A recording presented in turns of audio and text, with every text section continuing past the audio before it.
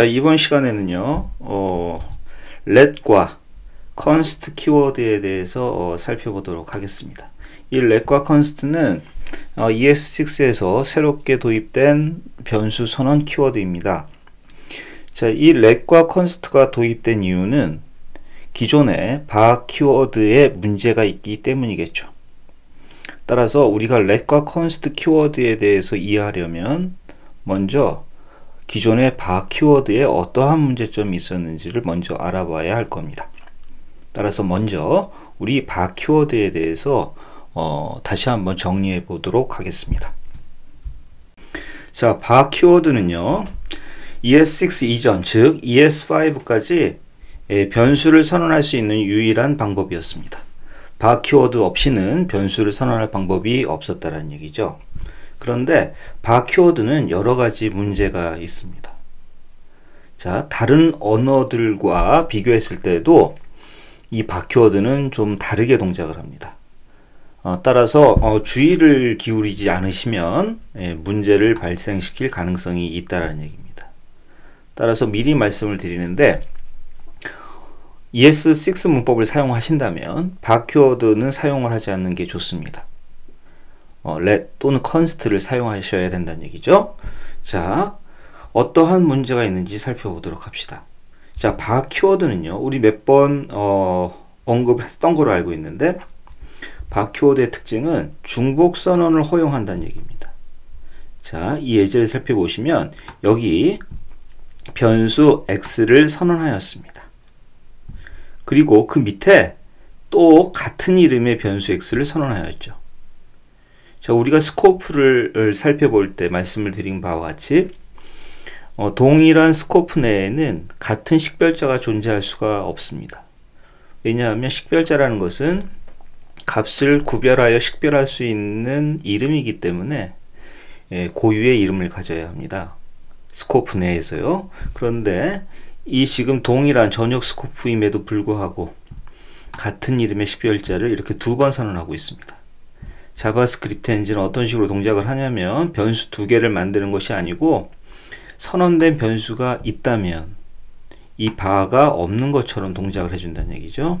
따라서 자바스크립트 엔진이 암묵적으로 내부 동작에 의해서 변수가 선언된 것을 먼저 확인하고 선언된 변수를 확인했다면 또다시 선언하는 것이 아니라 재할당을 합니다. 자, 이 뒤에 있는 재할당문만 동작을 하게 됩니다. 선언은 동작을 하지 않고요. 따라서 이 지금 현재 x가 가지고 있는 값 1이 100으로 재할당이 됩니다. 만약에 이게 의도했다라고 하면, 이런 코드를 의도했다라고 하면 이 bar라고 하는 키워드를 써주신 것이 잘못되었던 것이고, 만약에 의도하지 않았다면 만약에 의도하지 않고 이러한 코드를 쓰셨다면 위에 코드 위에 x라는 변수가 선언되어져 있다는 것을 몰랐다라는 것이겠죠. 만약에 몰랐을 때 어떠한 문제점이 발생하냐면 이 변수의 값을 의도치 않게 변경시켜 버리는 그러한 현상이 발생을 하기 때문에 문제를 발생시킬 수 있습니다. bar 키워드로 선언한 변수의 두 번째 문제점은 함수 레벨 스코프를 갖는다라는 것입니다. 우리 스코프를 살펴볼 때 살펴보았는데 bar 키워드로 선언한 변수는 함수의 몸체만을 지역 스코프로 인정한다라고 했습니다.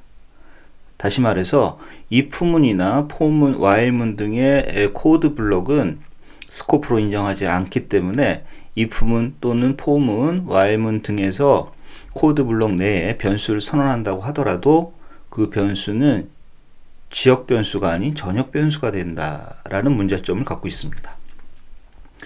예제를 살펴보시면요, 지금 전역 변수 x가 선언되어져 있는데, 자, if문 안에 bar x는 10이다 이런 식으로 x를 또 선언하고 있습니다. 자, 이 코드도 어떠한 문제점을 갖고 있냐면, 자, 만약에 이런 식으로 선언을 했다라고 하면 두 가지 가능성이 있는데, 이런 코드를 만드신 개발자의 두 가지 가능성이 있는데, if은 이 코드 블록이 하나의 스코프를 만들겠지라고 오해했을 수도 있고요. 그리고 이 위에 이 선언문 위에 x라는 변수가 선언되어 있지 않다고 오해했을 수도 있겠죠. 하여튼 이 x는 전역 변수가 됩니다. 바퀴워드로 선언한 변수는 함수의 몸체만을 스코프로 인정하기 때문에 함수 외부에서 선언했다면 코드 블록 안에서 선언되어져 있다고 할지라도 모두 전역 변수가 되어버리는 좋지 않은 문법을 갖고 있다는 얘기죠. 따라서 이것도 이 x의 변수의 x의 값을 재할당하게 됩니다. 즉 없는 것처럼 동작한다는 얘기죠. 우리 앞서 살펴본 것처럼 바퀴워드로 선언한 변수는 중복 선언이 허용되기 때문에 이것도 중복 선언입니다. 결국 따라서 바가 없는 것처럼 동작을 해서 재할당을 한다라는 얘기가 됩니다. 그리고 포문도 마찬가지인데요.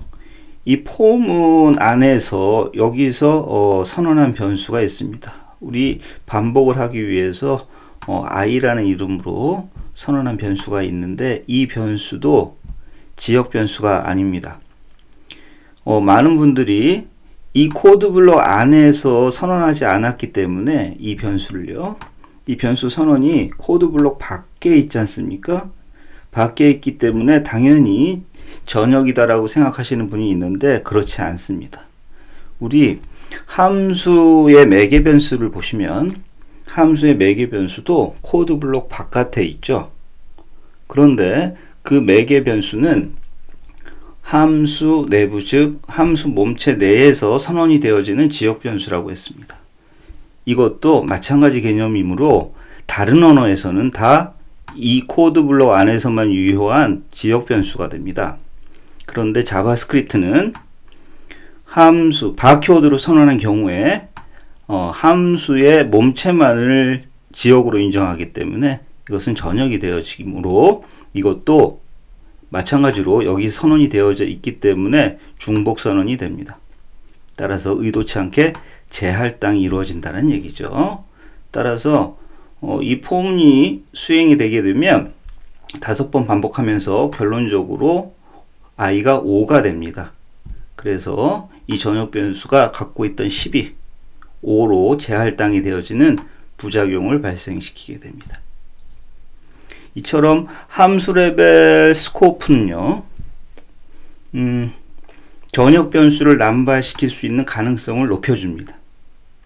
만약에 이게 지역 변수로 동작을 한다면 전역 변수를 만들 일이 그다지 가능성이 높지 않겠죠. 포문을 사용하는 경우에 한해서요. 그런데 이게 함수 내부에서 사용하지 않은 포문이라면 전역 변수가 되어져 버리기 때문에 이 함수 레벨 스코프라고 하는 것은 전역 변수를 만들 가능성을 높여주는 부작용이 있습니다.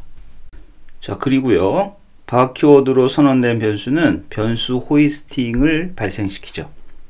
즉 선언문 이전에 변수를 참조할 수 있게 됩니다. 자, 이것은요, 우리가 상식선에서 생각해 보아도 변수를 선언한 다음에 참조해야 할 텐데 변수 선언 이전에 변수를 참조할 수 있다는 것 자체가 사실은 상식적이지 않습니다. 그런데 문법적으로 선언문 이전에 참조할 수 있게 됩니다. 바로 선언한 변수는요. 따라서 코드를 우리가 좀 더 가독성이 있는 코드를 만들기 위해서 엄격한 문법을 제공해야 함에도 불구하고 좀 느슨한 문법을 제공하기 때문에 이 변수 호이스팅이라는 것은 바람직한 현상이 아닙니다. 따라서 우리가 나중에 살펴볼 렛이나 컨스트는 변수 호이스팅이 발생하기는 합니다만 발생하지 않는 것처럼 동작을 합니다. 따라서 렛이나 컨스트를 사용을 해서 변수를 선언하면 선언문 이전에 변수를 참조할 수 없게 됩니다. 자, 그것에 대해서는 우리가 다음 시간에 let과 const에 대해서 살펴볼 때 자세히 살펴보도록 합시다.